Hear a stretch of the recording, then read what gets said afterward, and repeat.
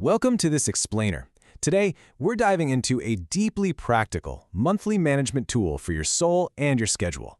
If you've been feeling like you're constantly running on a hamster wheel, but literally getting nowhere, well, you're in the exact right place. We're going to explore a brilliant concept from the source material called the Day of Mindfulness and look at how it can completely reorient your life. So I want to start off by asking you a really crucial question, mainly because so many of us feel completely overwhelmed by the rapid, chaotic pace of modern life. Ask yourself right now, is life managing you, or are you managing life? We wake up, we rush to work, we mindlessly scroll on our phones, we pay the bills, we crash into bed, and then we do it all over again, right? The source text makes us pause and evaluate. Are we the ones actually driving the car, or are we just sort of trapped in the passenger seats? You know, living on autopilot like that leads directly to what Henry David Thoreau famously described. He said, "The mass of men lead lives of quiet desperation." And wow, doesn't that hit home? When we aren't intentionally managing our lives, we slip right into that quiet desperation. It's like an invisible weight. It's that vague, nagging feeling that something is missing, even if you can't quite put your finger on what it is. Okay, here's our roadmap to break free from that struggle today. We'll cover the perennial struggle, define a day of mindfulness, figure out how to schedule it, reflect and plan, and finally, return to the world recharged. Let's get right to it. Section 1. The Perennial Struggle. Let's pinpoint the root of this exhaustion we all seem to feel. The source material calls this underlying tension the perennial struggle. It's essentially the deep, lifelong inner conflict that runs through literally every human life. And first off, we have to normalize this struggle. It is an absolutely inescapable part of being human. It shows up as recurring dissatisfaction, maybe a bit of self-sabotage, or just this endless search for meaning. But the text makes something very clear. You do not have to be consumed by it. The goal isn't to wave a magic wand and cure the struggle. It's about finding a framework to manage it and actually thrive within it. Moving on to Section 2, a day of mindfulness. This is where we find our ultimate solution.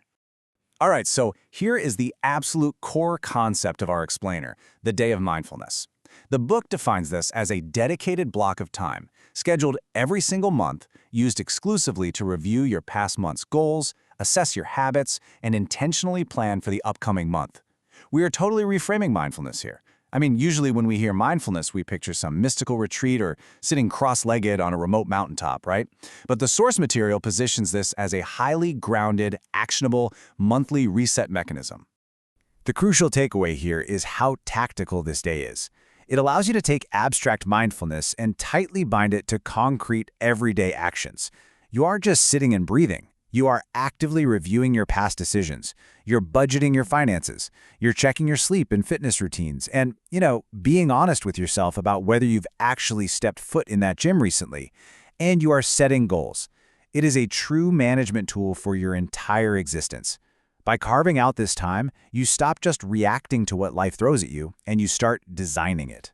Section 3. Scheduling your intentional time.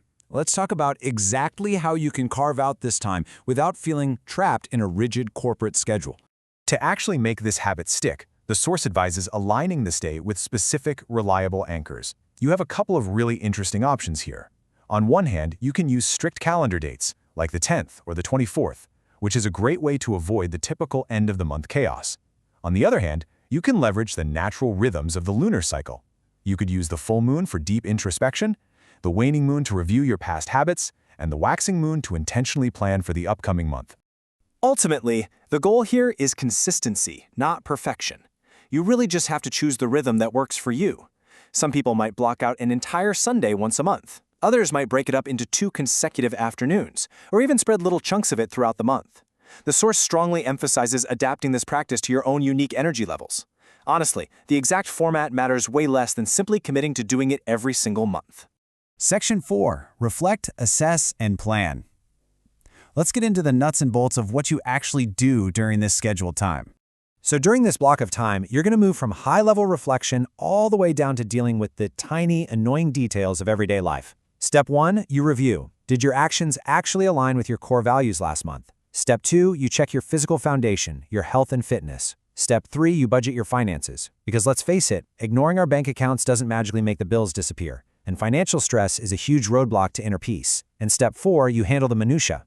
The source points out that organizing the little household chores frees up an incredible amount of mental bandwidth for the month ahead.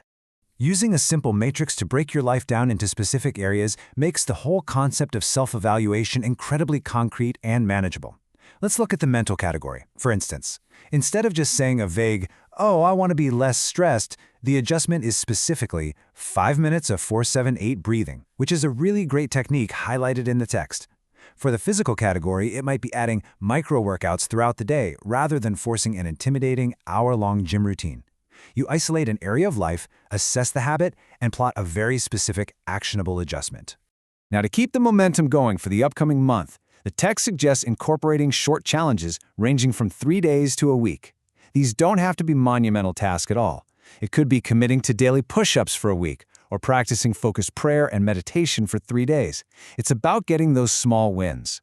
When you successfully complete a mini challenge, you prove to yourself that you are totally capable of intentional change, which builds immense self-trust.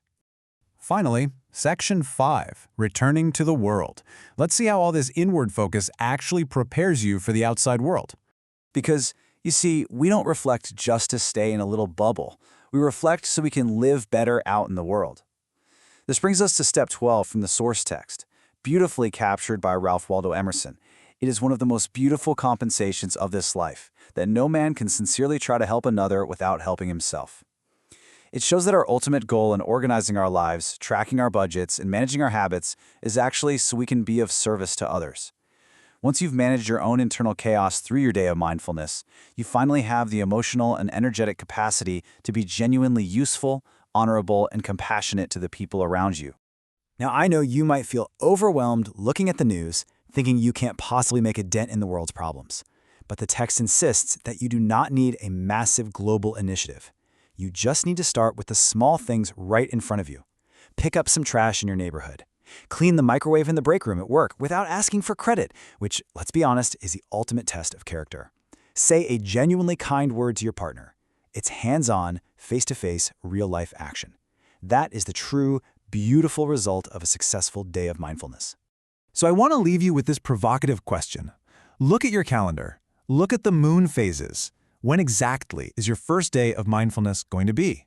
I am challenging you to take back your schedule and step out of the perennial struggle today. Claim your time, assess your life, and then go out and make your corner of the world just a little bit better. Thanks so much for joining me on this explainer, and I'll catch you next time.